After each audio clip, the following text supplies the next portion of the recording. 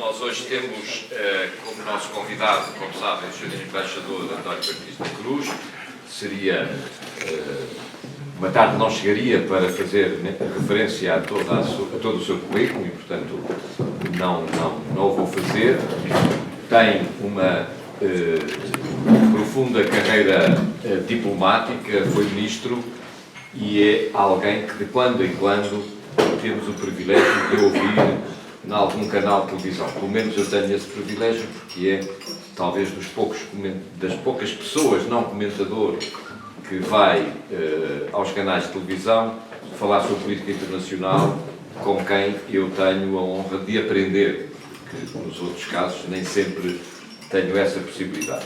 E, portanto, nós temos muito gosto no Instituto Amar da Costa de hoje termos o Sr. Embaixador, que imediatamente aceitou participar neste nosso convívio para nos falar sobre as novas dinâmicas da atual geopolítica. Foi este o título que tínhamos definido quando o Sr. Embaixador António Batista Cruz aceitou estar connosco. E, portanto, Sr. Embaixador, é para nós uma honra poder tê-lo aqui connosco.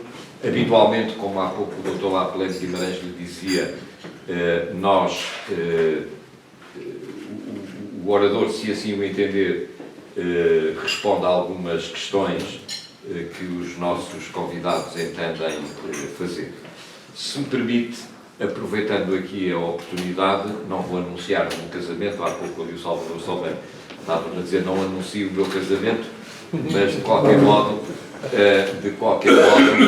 só dizer-vos o seguinte: o Instituto Amar da Costa tem procurado, neste tempo, reganhar ou ir ao encontro de algum dinamismo que teve no passado. Estamos muito longe daquilo que o Instituto Amar da Costa foi no passado, tenho que o assumir, portanto, tinha outra dinâmica, outra capacidade, outros meios. De qualquer modo, com as nossas limitações, temos procurado recuperar algum tempo perdido, não por culpa de quem cá esteve, mas por fruto de uma série de circunstâncias. Chamaria a vossa atenção, mesmo para quem não é sócio do IDL, para um trabalho que vimos fazendo de publicação de um dicionário político em que expressamos e exprimimos pontos de vista muito claros dentro da nossa área filosófica, doutrinária e ideológica em relação a um conjunto de conceitos. Dicionário que já conta com cerca de 100 entradas e está disponível no site do próprio Instituto e que tem um conselho científico essencialmente constituído por professores universitários de várias faculdades e de várias universidades de todo o país. Por outro lado, temos procurado dinamizar ações de formação e vamos, no final deste mês, fazer um fórum de debate sobre os novos desafios que se colocam hoje ao Ocidente. Vamos fazer isso no Grande Hotel do Luso, em que convidamos para esse fórum pessoas de todas as áreas políticas, no sentido de que uma coisa é a nossa doutrina e a nossa filosofia, expressa no dicionário, nos nossos cursos de formação, outra coisa são os fóruns e a própria revista do Instituto. E chamaria também a vossa atenção que começámos a publicar a revista do Instituto online e que o próximo número, como há pouco dizia o Sr. Embaixador, vai ser dedicado aos 50 anos da Assembleia Constituinte. E eu tive também a honra de gravar aqui uma conversa interessantíssima com o professor Vital Moreira e com o professor Jorge Miranda, que vai ser publicada na revista e onde nós vamos ter testemunhos de deputados constituintes de todos os partidos, desde o Partido Comunista Português ao CDS, dando a sua visão do que, na sua ótica, foi a Assembleia Constituinte. E, portanto, nós estamos a procurar, modestamente, ir ao encontro daquilo que foi a vontade do engenheiro Amar da Costa quando criou o Instituto Amar da Costa. As direções que se seguirão é esta, depois saberão se mantêm ou não essa dinâmica e essa ação, mas isso já são outros assuntos. De qualquer modo, é para nós, Sr. Embaixador, desculpe esta pequena introdução, mas é para nós uma honra tê-lo aqui connosco. Queria lhe dizer que tenho muita admiração por si, o senhor não precisa de mim para nada, nem é candidata a nada que eu saiba, a questão teria o voto. De qualquer modo, estou aqui, como seguramente todos nós, muito empenhados em ouvi-lo e consigo aprender. Bem-aja.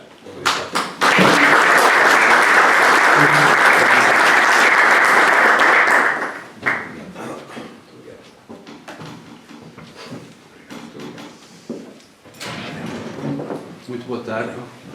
Muito obrigado, Sr. Manuel Monteiro, pelo convite para estar aqui hoje, à direção do IDL. Foi para mim uma grata surpresa encontrar tantos amigos aqui e antigos colegas em Madrid, na Embaixada em Madrid, e é um prazer estar aqui. Sabe, eu estive como dependente, que ainda sou, no governo da AD, onde estava representado o CDS, e tive sempre as melhores relações com os meus colegas do governo do CDS. Aliás, está um aqui hoje entre nós. Pediu-me para falar sobre o que está na moda quando a gente acende as televisões, que é a geopolítica. Mas eu começava, se não se importam, se eu fosse, pensei nisto ontem, se eu fosse embaixador de um país da União Europeia em Lisboa, esta manhã tinha enviado um relatório para o meu governo, dizendo o seguinte, e isto é, no fundo, como é que os outros olham para nós, que o governo demitiu-se e houve, no último ano, 2 casos suspeitos não provados, que a situação política em Portugal é instável.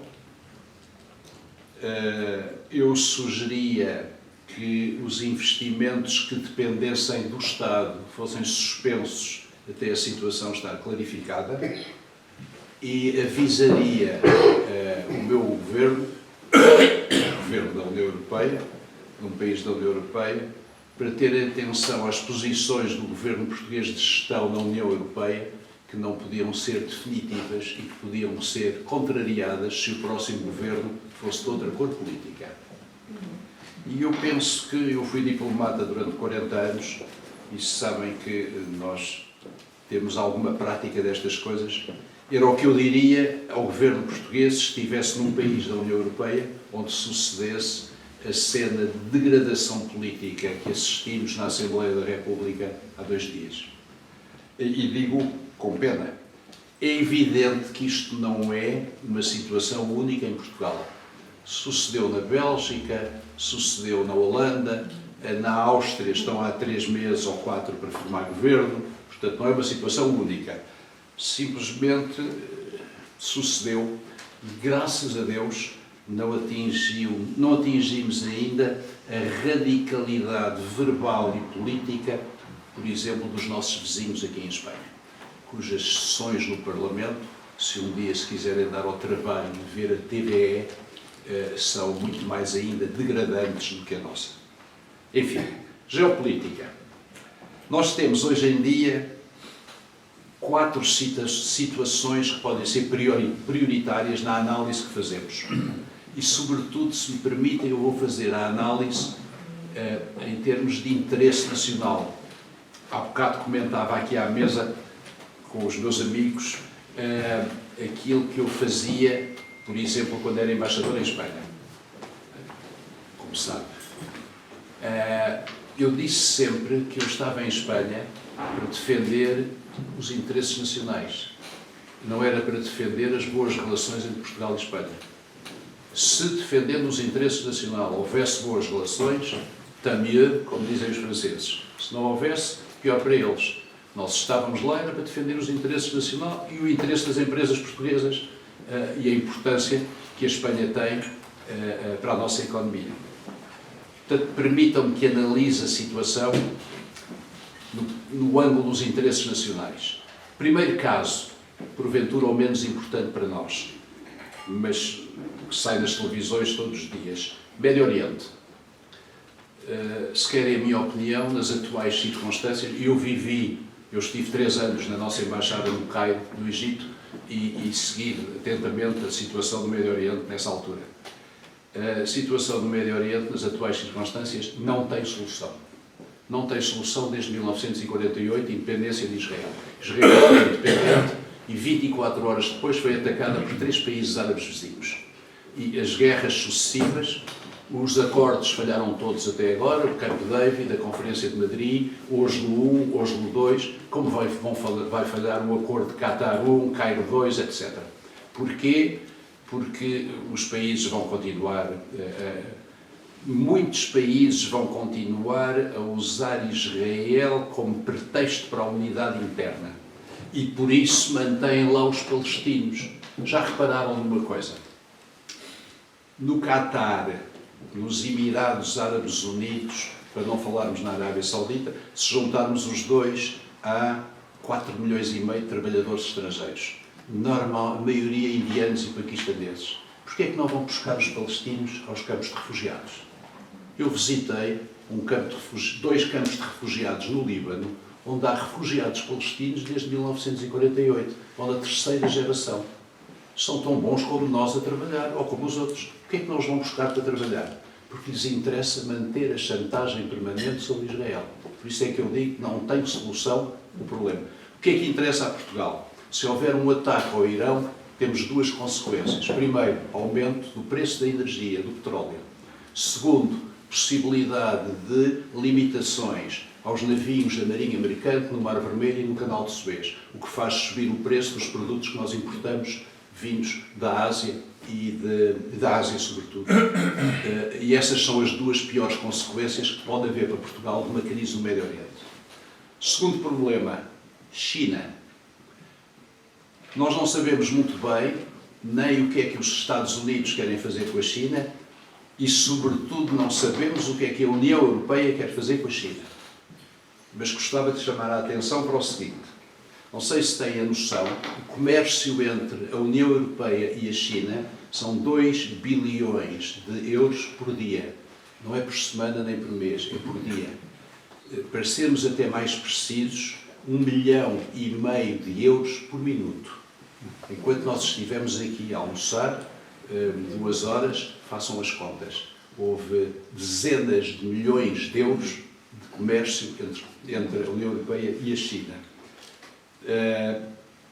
Nós não sabemos se vai haver uma guerra comercial entre a União Europeia e a China. Devo dizer que a União Europeia não tem muita autoridade ética para impor tarifas ou taxas alfandegárias, como é correto dizer, de 36% aos veículos elétricos chineses.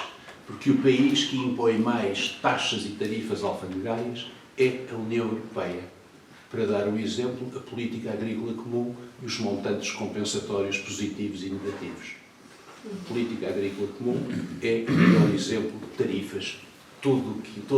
Por isso é que a França não quer assinar o acordo com o Mercosul, obviamente.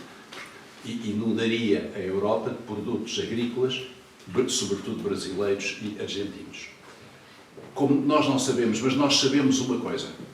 Sabemos que Portugal é, porventura, dos países europeus, aquele que conhece melhor a China. Nós fomos os primeiros a chegar em 1513 e os últimos a sair em dezembro de 1999. Nós temos com a China relações históricas de amizade e de cooperação. E nós temos a obrigação, os nossos governos, na minha opinião, têm a obrigação de procurar moderar o ímpeto, sobretudo da Comissão Europeia e da Sra. Van der Leyen, em relação aos ataques constantes à China que Bruxelas está a fazer. A China, a situação da Ucrânia, já lá vamos, pode ter uma consequência na China. Se por acaso, num acordo de paz, houver cedências em relação à Crimeia e aos territórios, isto significa que a China se sentirá livre para ocupar Taiwan. E justificando, não sei se se lembram, em 1942, durante a Segunda Guerra Mundial, houve uma reunião no Cairo em que participaram o presidente Roosevelt, o presidente Chiang Kai-shek, que era o presidente da China nessa altura, e o Sr. Stalin, e assinaram a chamada Declaração do Cairo. O que é que diz a Declaração do Cairo? Taiwan esteve ocupado 80 anos pelo Japão. E a Declaração do Cairo diz o seguinte: quando vencermos o Japão na guerra, Taiwan pertence à China. Escrito e assinado, entre outros, pelo Sr. Roosevelt, Presidente dos Estados Unidos. Estou convencido que a China não deixará de argumentar, entre outras coisas, com a Declaração do Cairo. Terceiro problema geopolítico que nós temos: a nova presidência americana e o Sr. Trump. Até agora, o que nós podemos ver, não estamos na Sala Oval, na Casa Branca, é que a presidência tem sido, pelo menos, errática. Ou seja, se nós tomarmos como exemplo as taxas alfandegárias em relação aos vizinhos, Canadá e México, o Sr. Trump põe as tarifas, retira-as no dia seguinte, torna a pô-las na semana seguinte, ou seja, e em relação à Ucrânia faz exatamente a mesma coisa, ora cai nos braços do presidente Zelensky, ou assistimos à cena que todos vimos nas televisões no Oval Room. Eu não queria dizer, vamos lá ver, há uma coisa positiva e uma coisa negativa. O que é positivo? Temos que ser honestos e é o seguinte: nenhum de nós nesta sala, penso eu, a não ser que haja aqui algum luso-americano, nenhum de nós votou nas eleições dos Estados Unidos. Portanto, nós temos que aceitar a decisão do povo americano. O presidente Trump foi eleito, é com ele que temos que tratar. Ponto, final, parágrafo. Nós não temos capacidade para discutir. De um ponto de vista internacional, qual é a tática seguida pelo presidente Trump? Do ponto de vista internacional e até interno, até talvez mais interno que internacional. Traça um objetivo, por exemplo, temos 11 milhões de imigrantes ilegais, vou expulsá-los. Dá ordens à polícia, expulsam 20 mil. Terceiro passo, vai às televisões e dizer: ganhamos. Porque ninguém está a fazer as contas entre os 11 milhões e os 20 mil. Mostram as imagens de imigrantes ilegais com os braços e os pés encadeados, amarrados, e a sair de um avião e despejados nos países de origem. Ele segue esta mesma tática nas negociações internacionais. Poderíamos chamar a isto a diplomacia do bazar. Com certeza alguns já foram a Istambul, ou já foram ao Cairo, já visitaram o bazar. Quando a gente quer comprar uma chávena, o homem pede 100 piastras e a gente acaba por comprar por 10 piastras depois de negociar. É um bocado isto que temos a imagem que está a fazer o presidente Trump. Mas ele foi eleito pelo povo americano e é com ele que temos que tratar. Não interessa estar constantemente a atacá-lo, interessa entendê-lo e procurar negociar com ele. Coisa que nem sempre os europeus até agora têm sabido fazer. Qual é o nosso problema com os Estados Unidos? Os Estados Unidos, nos últimos 2 anos, são o nosso 4º parceiro comercial. Ultrapassaram o Reino Unido. E mais, temos um saldo, que é uma coisa rara nas relações externas comerciais de Portugal, temos um saldo de mais de 5 mil milhões de euros com os Estados Unidos. Nós exportamos muito mais para os Estados Unidos e, ao contrário do que se pensa, não exportamos nem Mateus Rosé nem azeite. Exportamos, sobretudo, máquinas, maquinaria, metalúrgica. Os produtos alimentares são o 10º ou o 11º produto exportado para os Estados Unidos. Quais são as preocupações que temos com os Estados Unidos? 2. A NATO. A nossa defesa e a nossa segurança dependem da NATO, portanto dependem dos Estados Unidos. Se nós virmos ao longo da história, Portugal nunca se quis envolver nas disputas europeias e teve sempre como aliado a potência que domina o Atlântico. Até 1945, os ingleses, que durante 8 séculos nos ajudaram a resistir à pressão castelhana e no início à pressão árabe. É preciso não nos esquecermos que Dom Afonso Henriques conquistou Lisboa com a ajuda dos cruzados ingleses que iam para a Terra Santa e pararam aqui, que em Alves Barrota foram os ingleses que nos ajudaram a derrotar os castelhanos. Claro que os ingleses, com o feitio em que às vezes desviam para a pirataria, de vez em quando depois mandavam a esquadra para impor ultimatos aqui no Tejo. Mas, graças a eles, nós resistimos. Depois de 45, os Estados Unidos. Porquê? Nós tendemos a esquecer-nos do seguinte: nós somos um país europeu, mas somos o mais atlântico de todos os países europeus. Não há nenhum país da Europa que tenha os Açores e a Madeira e que tenha a zona económica exclusiva que nós temos no Atlântico. Segundo problema que nós temos com os Estados Unidos, a União Europeia. Os Estados Unidos querem impor taxas alfandegárias à União Europeia, tendo em consideração o IVA que nós pagamos, que os Estados Unidos, como sabem, não têm IVA, têm impostos, têm poucos impostos federais e têm impostos estaduais que variam de Estado para Estado, mas eles querem considerar o IVA que nós pagamos, em toda a Europa, como uma taxa para os produtos americanos. É evidente que neste momento, nós temos um gigantesco superávit nas nossas relações com os Estados Unidos, comerciais, nós, Europa, quase 300 mil milhões, e a média das taxas alfandegárias cobradas pela Europa ao que importamos dos Estados Unidos anda pelos 5%. A média das taxas alfandegárias cobradas pelos Estados Unidos aos produtos europeus são 2,75%. Quase metade do que nós cobramos aos produtos americanos. Mas isto não convém sempre à Comissão Europeia dizê-lo. Mas temos um problema: se avançarem as tarifas à União Europeia como avançaram para os vizinhos e para a China, vamos ter, porventura, alguma quebra das nossas exportações para os Estados Unidos. Vamos ver, é uma escolha que temos que fazer, estamos naquilo que se pode dizer um wait and see. Vamos ver o que é que os Estados Unidos querem fazer em relação à União Europeia. Quarto problema, a Ucrânia.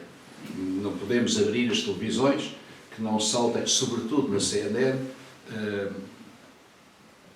comentadores especializados no caso da Ucrânia, uns mais militares do que outros. Qual é o problema neste momento na Ucrânia? Proposta de cessar-fogo. Muito bem, em 30 dias. A Rússia vai pôr condições, como nós todos sabemos, não quer a Ucrânia na NATO, não quer o cessar-fogo, tal como foi proposto, disseram esta manhã, e quer guardar os territórios que terá adquirido e conquistado na Ucrânia. Qual é o problema? Temos o primeiro problema dos Estados Unidos. Os Estados Unidos, para usar uma expressão portuguesa, está pé cá, pé lá, entre ser mediador ou aliado. E não se decide. Umas semanas é mediador, corta o abastecimento militar à Ucrânia, outras semanas é aliado, como agora, e diz à Ucrânia: toma lá mais armas e mais inteligência. Bom, os Estados Unidos não se definiram e isso põe-nos um problema. E põe-nos um problema: qual é o nosso objetivo, nós europeus e nós portugueses? Uma paz duradoura na Ucrânia que garanta a nossa segurança, mas infelizmente a Europa está dividida. Só há duas maneiras de terminar uma guerra: ou com a vitória de uma das partes, ou à mesa das negociações. Não conheço outra ao longo da história. Qual é, numa mesa de negociações, temos que ter atenção, uma mesa de negociações internacionais, eu, infelizmente, como já sou velho, participei em várias, temos que, aliás, nas negociações entre empresas é exatamente a mesma coisa. O ponto de partida nunca é o ponto de chegada. Cada uma das partes tem pontos de partida e depois chega-se a um consenso que é, idealmente, a metade de cada uma das posições, a linha média, ou então, depende da força de cada uma das partes ou dos argumentos que souber utilizar. Em futuras negociações de paz, temos que ter atenção o seguinte: elas vão ser muito difíceis e vão demorar muito tempo. Para lhes dar 3 exemplos. A guerra mais dolorosa e a guerra que demorou mais tempo depois da Segunda Guerra Mundial foi a Guerra do Vietnã. Tentamos sempre esquecermos disso. Por exemplo, ficou toda a gente muito indignada, e porventura com razão, quando se soube que havia 10.000 coreanos do Norte a combater ao lado da Rússia contra a Ucrânia. Sabem quantos coreanos do Sul combateram no Vietnã ao lado dos Estados Unidos contra o Vietnã, o Laos e o Camboja? 320.000. Houve 320.000 soldados da Coreia do Sul a combater ao lado dos Estados Unidos na Guerra do Vietnã. Paz na Guerra do Vietnã. O Sr. Kissinger teve reuniões secretas em Paris durante 3 meses com o Vietcong e o Vietnã do Norte, enquanto os Estados Unidos continuavam alegremente a bombardear o Vietnã, o Laos e o Camboja. As negociações de paz no Vietnã demoraram 5 anos, até chegar à paz. 5 anos. As negociações de paz na Coreia demoraram 2 anos. Guerra da Coreia nos anos 50. E a situação ficou congelada. Como não chegaram a nenhuma conclusão, a situação ficou congelada. A linha divisória, que ainda existe, já a visitei, Coreia do Norte de um lado, Coreia do Sul do outro. Saída das nossas forças, porque nós tínhamos lá forças, do Afeganistão. Com a guerra no Afeganistão, depois do 9/11, depois da queda das torres em Nova Iorque. As negociações que decorreram no Catar demoraram 3 anos. Portanto, nada nos leva a crer que as negociações de paz na Ucrânia estejam acabadas, já não digo em 24 horas, como o Sr. Trump anunciava na campanha eleitoral, mas num par de meses, como alguns otimistas anunciam nas televisões. Eu penso que vão ser negociações muito difíceis, muito complicadas, que vão demorar meses e meses, se não anos. Porquê? Quais são os pontos? Só para os enunciar brevemente. Os territórios ocupados pela Rússia vão ficar de jure ou de facto nas mãos da Rússia. Não sabemos. No caso da Ucrânia, no caso da Crimeia, a situação ficou congelada. As sanções acabam ou não acabam? A Rússia vai exigir que nós, União Europeia, como sabem, as sanções contra a Rússia da União Europeia, Estados Unidos, Canadá, Japão, Austrália e Nova Zelândia são unilaterais, porque a única organização que pode decretar sanções é o Conselho de Segurança das Nações Unidas. Não decretou. Portanto, as sanções que nós impusemos à Rússia estão muito bem impostas, justificadas, são unilaterais, não estão baseadas no direito internacional. O problema da energia: vai ser reaberto o gasoduto que abastece a Europa. Aliás, é uma das consequências da crise económica na Alemanha, que beneficiou da energia barata com o gás da Rússia. Uma coisa que só vi referida brevemente num artigo de jornal, mas nunca vi ninguém dizê-lo na televisão. O gás russo atravessava a Ucrânia e abastecia a Hungria, por isso a Eslováquia, a Alemanha, a Áustria, mais países da União Europeia. Acabou de atravessar no dia 31 de dezembro do ano passado, 24. Portanto, durante quase 2 anos de guerra, de fevereiro de 22 até dezembro de 24, o gás russo atravessava a Ucrânia. Mas não era à borla, vou usar uma expressão portuguesa. Durante a guerra, a Ucrânia cobrou à Rússia $1 bilhão por ano por deixar a Rússia atravessar. Ou seja, matavam-se alegremente na frente de combate, mas dá cá $1 bilhão que me deves para eu te deixar atravessar o gás. É um dos problemas que tem que ser resolvido nas negociações. Os assets russos, os 300 bi que os bancos europeus, sobretudo europeus e em Bruxelas, têm de ativos russos congelados. congelados, sem nenhuma decisão de nenhum tribunal. Estamos todos a gastar os juros desses depósitos. Quando houver conversações de paz, nada vai impedir a Rússia de ir a um tribunal e dizer: eu quero não só o dinheiro, mas quero os juros. Porque não houve nenhuma decisão judicial a autorizar os países da União Europeia a gastar os juros. Desculpa eu estar a levantar estes assuntos, mas são assuntos que eu penso que vão estar na mesa das negociações. Depois, e é talvez o mais complicado, quem é que vai fiscalizar a paz? Porque normalmente quem fiscaliza a paz, por decisão do Conselho de Segurança, são forças das Nações Unidas. São forças das Nações Unidas.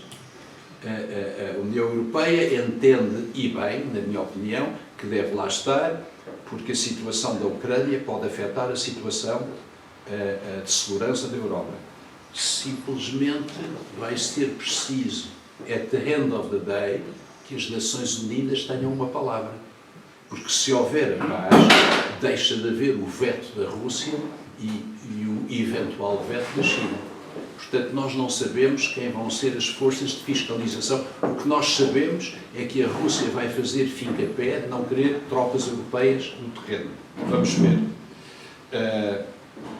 O problema que se põe a seguir é quais vão ser as linhas vermelhas na Europa.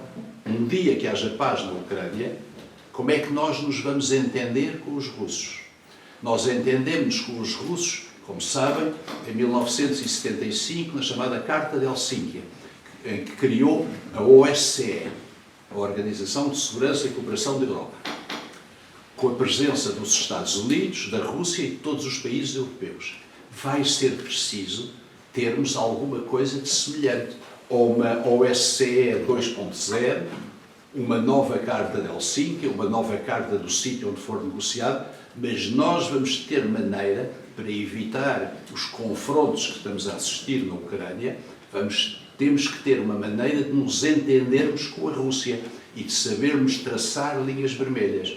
E eu penso que nas negociações de paz, seguramente, se nós aqui estamos a pensar nisso, os diplomatas do State Department estão a pensá-lo muito mais do que nós. E os do Quai d'Orsay e os do Departamento de Negócios Estrangeiros da Alemanha. Seguramente está no backmind do pensamento deles, nas negociações de paz, prever já este futuro. Temos que começar a pensar nisso também em Portugal, porque Portugal pode e deve ter uma palavra a dizer. E se me permitem, rapidamente, não tem nada a ver com a geopolítica, mas quais são, na minha opinião, os dois problemas que normalmente não são falados e que podem afetar Portugal na nossa relação com a União Europeia.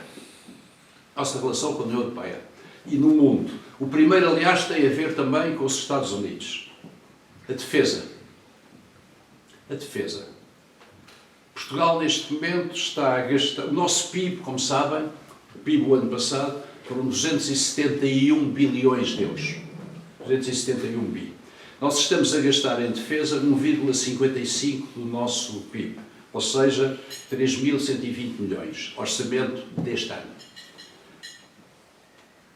Desde 2014, tempo do Presidente Obama, ficou decidido numa cimeira da NATO, no país de Gales, que os países gastariam 2% do PIB em defesa. Já lá vão 11 anos. Se nós gastássemos 2% do nosso PIB em defesa, teríamos que gastar mais 2.316 milhões de euros. Hoje. Muito provavelmente, em junho, na cimeira da NATO, que vai ter lugar na Haia, o secretário-geral da NATO já o deu a entender, pelo menos 3% do PIB. Ou seja, Portugal tem que somar mais em despesas de defesa